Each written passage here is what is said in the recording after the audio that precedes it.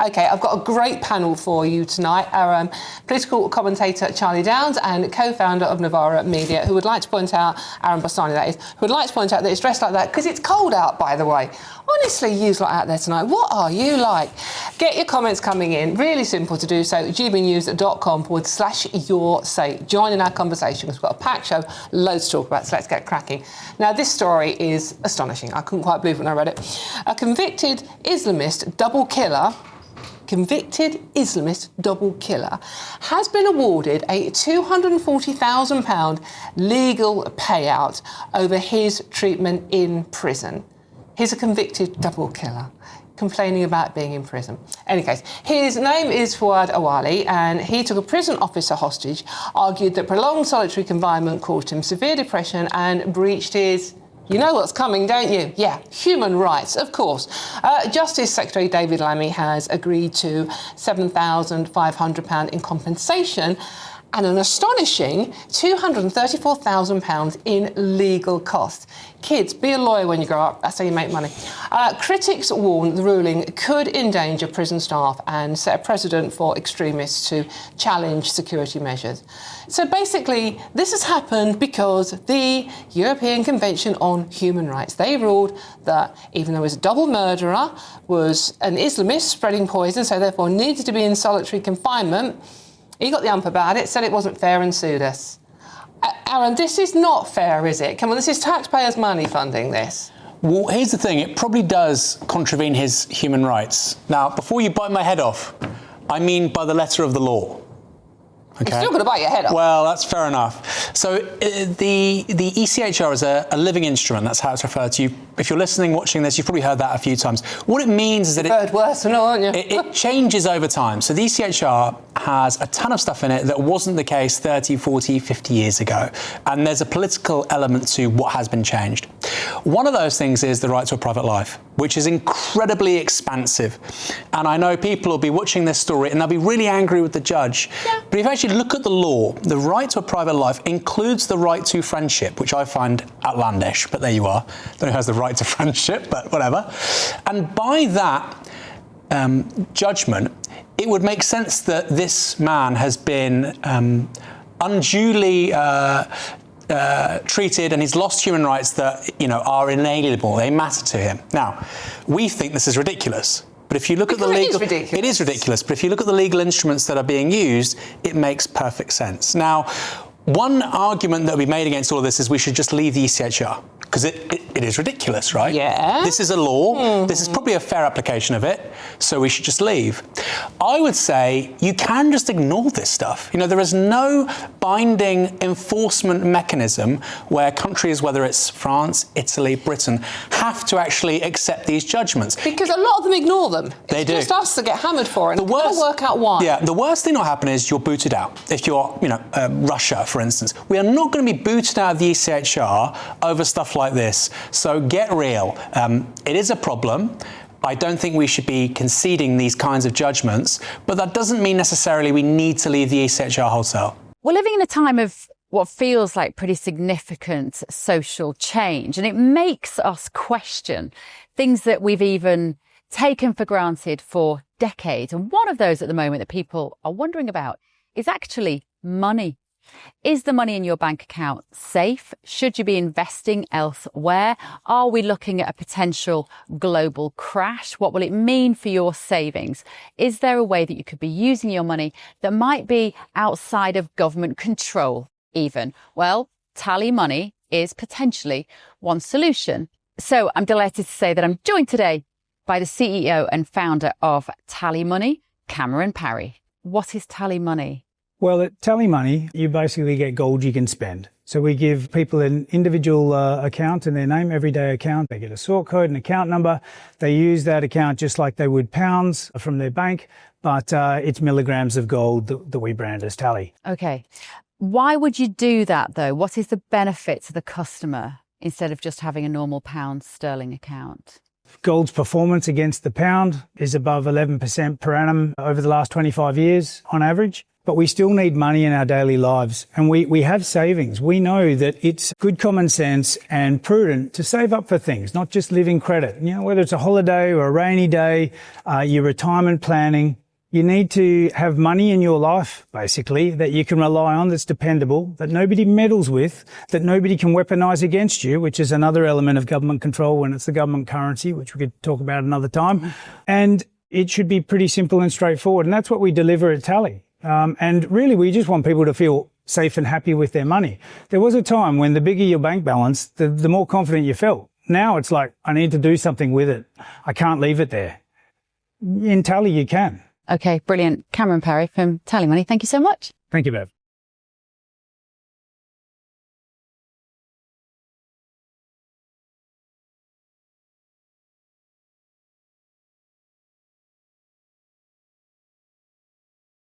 Right, okay, so let's bring you in, Charlie, on this one. I mean, right, this bloke, right, he was in a drugs gang. Yeah. He killed 2 people, which he doesn't seem to show any remorse about whatsoever. He bragged about it. He absolutely. If I'm not mistaken. Yes, he did, actually. He was sentenced to a minimum of 38 years in prison back in January 2013. Then he took a prison officer hostage, converted to Islam, so was spreading sort of like, you know, extremism in prison as well, which we know happens a lot. So was put in solitary confinement to stop him doing that. Then he gets the hump and sues. Yeah, well, he claimed he was depressed because he wasn't able to associate with the killers of Lee Rigby, which... Well, to be honest with you, I'll be a bit upset by that. So such nice guys. Well, indeed. It does seem like every week there is a story like this, where the ECHR is cited as being a reason for some depraved lunatic, whether it's receiving money or receiving some kind of, you know, benefit of some sort. And I can't help but wonder, like, it seems almost at this point that these stories are like, they're being put in front of us to just make us more and more angry. They seem so like this story, for example, seems so tailor-made to gin up frustration among people when things are already so difficult for people, when, you know, just over the winter period, people are, I think, having to tighten their belts, not buy as many presents for their children at Christmas. I think retail sales were down quite substantially this year. And so when they see this guy getting 240 grand of their money, I think they're quite rightly very angry about that. And so the question is, well, how do we prevent this from happening? As Aaron said, really it is the letter of the law that is at issue here, because the judge that presided over this case, I looked into her background. I was trying to see if I could find anything of her politics publicly available. I couldn't find anything, but perhaps I didn't look hard enough. Can I believe that this was a ideologically driven progressive? Yes, because there are a lot of those kinds of people in our judiciary.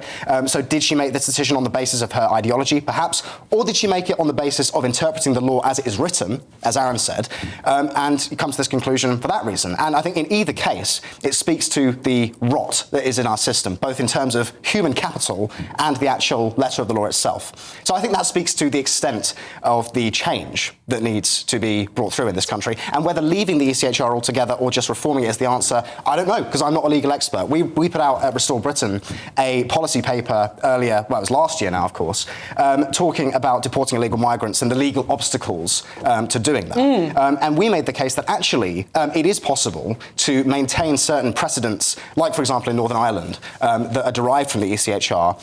Because that's always a big argument about leaving the ECHR is with the Northern Ireland. So it's possible to maintain those precedents whilst also leaving the ECHR, and I would encourage viewers to go and read that paper to understand that more deeply. But really, I think people are just, you know, they're almost prepared to accept any solution at this point. And I think that that's understandable. But I also ask, well, you know, is it a good thing? Is it good when a population is driven to such, you know, to such a place that they are prepared to accept any solution to these problems? What is mad about this is what happened to common sense. All right, there is the letter of the law, and you can interpret, which is one of the problems I had with getting rid of jury service. I mean, judges are human beings as well. They do have their own opinions and things. So, but common sense in this situation.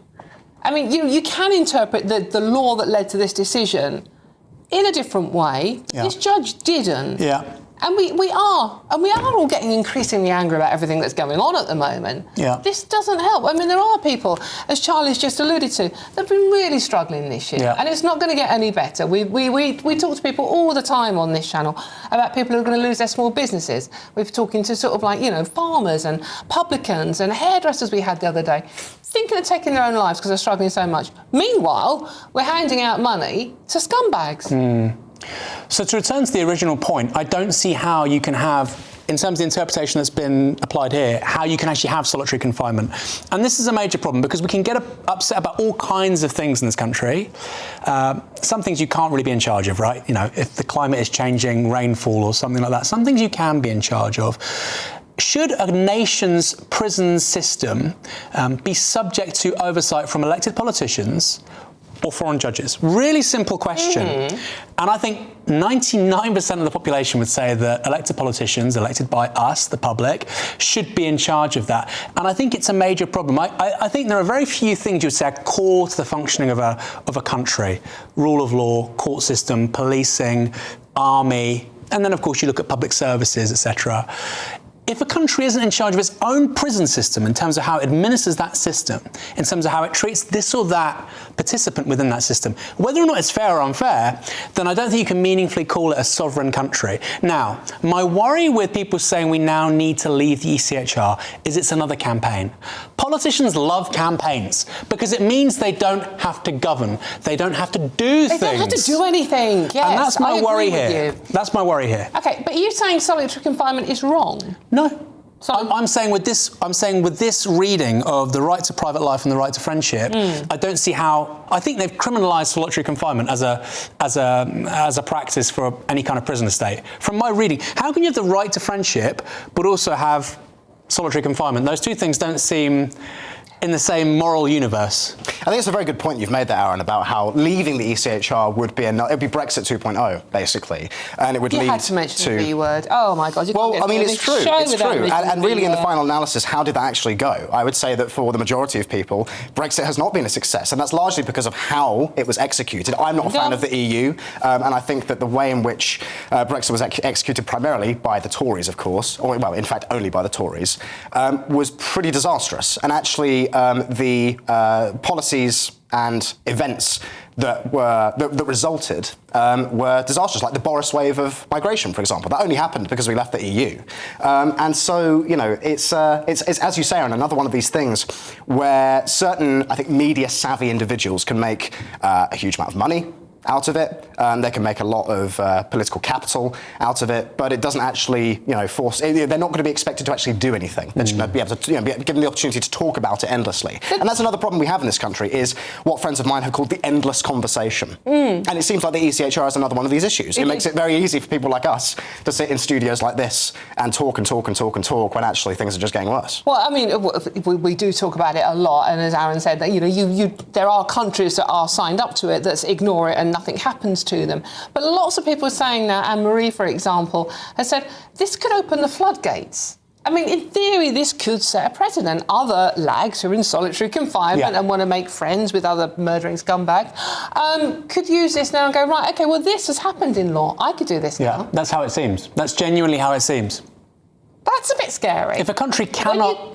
When you consider some of the people we've got locked up in solitary confinement for the safety of all of us... Well, sometimes for their own safety, sometimes for the safety of prison guards. He attacked a prison guard, this one. No, but some people are put in solitary because they're at risk from other people in the prison estate, right? They may have done something other people want to get at them, so... You know what? I don't really care about them. No, I don't care about them. No, but the point is, Dawn, this is a really important point. Those people are at the end of that, the receiving end of that, for their own benefit. And even those people, if a savvy lawyer comes along, might be able to say to them, look, let's get you 10, 20 grand and I can get my $250,000 as well. Yeah, well, exactly. And there's obviously the incentives don't line up there. That only leads to bad outcomes.